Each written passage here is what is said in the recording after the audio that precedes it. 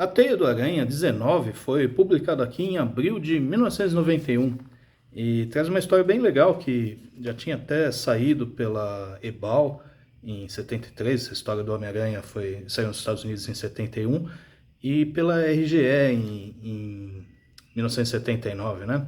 Vendo pelo Guia dos Quadrinhos, que é sempre um site muito legal. Você clica lá na história americana e ele mostra todas as edições que saíram no Brasil, né? Inclusive isso aqui foi, acho que republicado 2 vezes pela Panini no passado e nos maiores clássicos do Homem-Aranha desse ano aqui. Então, a história fase antigona, assim, que tem o Stan Lee e o Gil Kane desenhando o Homem-Aranha. E uma coisa que eu notei nessa revista é que em algumas páginas, principalmente nas de abertura, seja quem for da Abril que fez a cor, colocou um capricho a mais, né? Tem um monte de degradê, sombreados e variações de cor que não normalmente é para ser uma cor muito mais chapada, assim, né?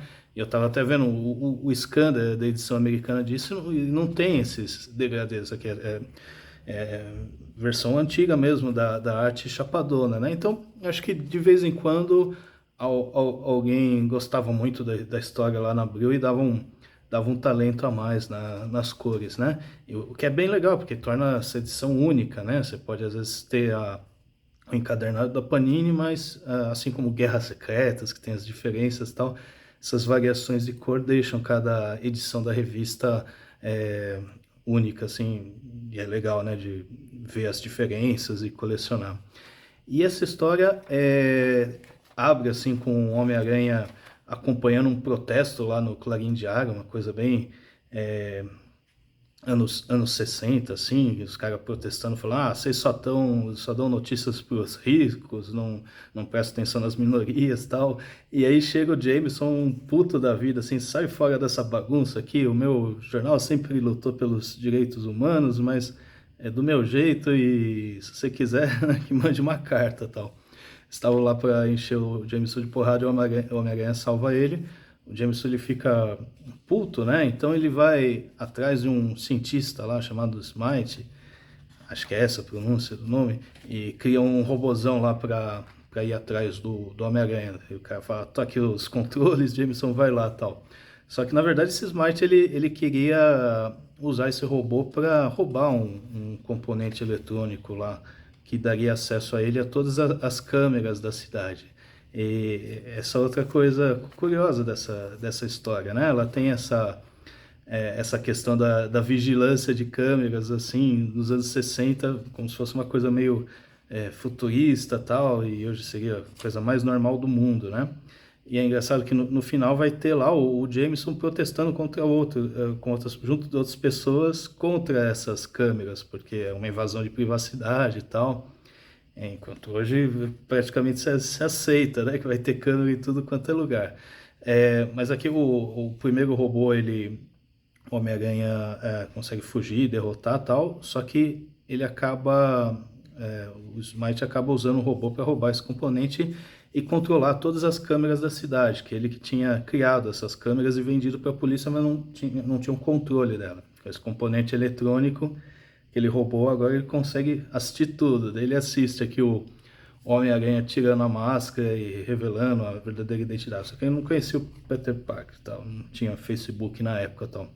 E aqui abre a outra página, o sensor do Aranha atiçado aqui, ele nota que tinha sido filmado. Aí o Homem-Aranha vai bolar um plano lá, tipo, ele encontra lá, acho que o amigo dele lá, que era o lagarto e tal, mas quando ele não tá vilão, assim, ajuda ele cria uma máscara de cera de Peter Parker, depois bola lá um plano para ele parecer que está sendo filmado de novo, tira o capuz, só que de novo ele tira que seria a máscara de Peter Parker. O cara acha, então não é esse o rosto verdadeiro dele e tal. E nisso ele tá juntando uns outros capangas lá para assaltar a cidade, dominar, agora que tem todas as câmeras, não sei o que. E ele faz uma versão mais, dá um upgrade naquele robozão lá para ajudar a derrotar o Homem-Aranha, porque assim como o Jameson, esse Smite, ele também odeia o Homem-Aranha.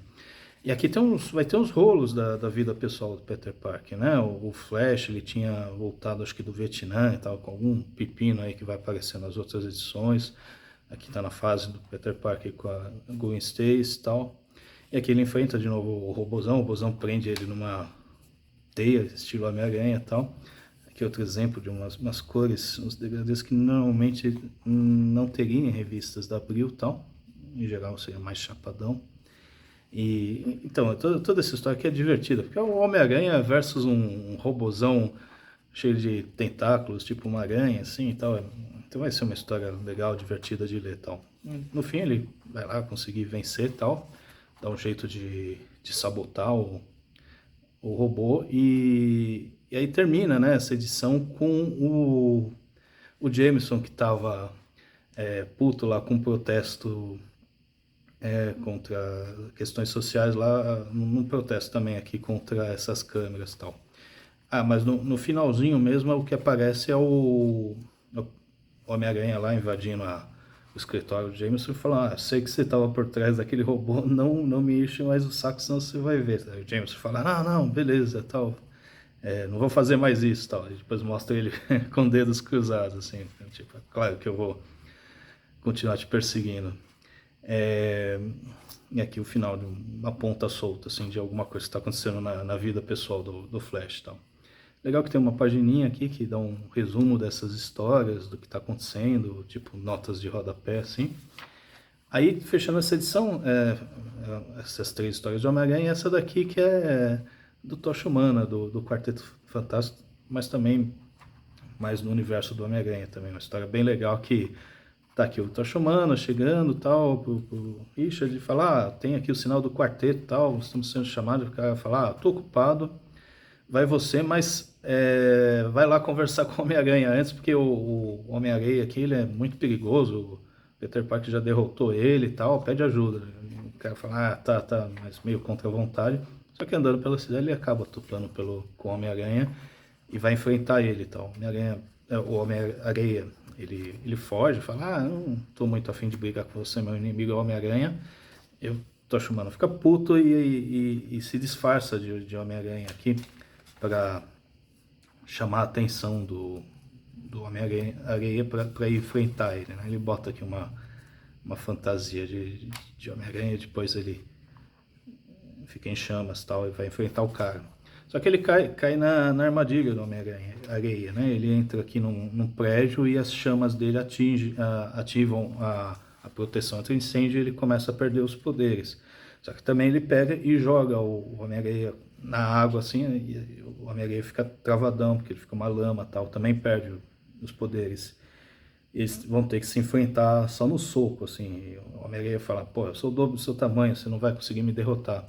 E aqui tem um poder que eu acho que nunca foi direito explorado novamente, que o Tocha Humana fala, eu não estou em chamas, mas ainda tenho o calor do meu corpo gerando energia física e consegue derrotar o cara bem maior que ele por causa disso. Então, eu nunca mais vi alguma referência desse tipo. No final aparece uma nota falando, nos anos 60 o Stan Lee escreveu bastante sobre a rivalidade entre Homem-Aranha e o Tocha Humana, assim, trocando umas farpas, porque aparece o Homem-Aranha, assim, pensando, não gostei nada ter sido o Tocha Humana que prendeu esse cara e tal. É legal, né, que tem todos esses detalhes, assim, para acompanhar a história. Então, uma edição muito bacana, tem as republicações da Panini, mas prefiro mais nesse formato aqui.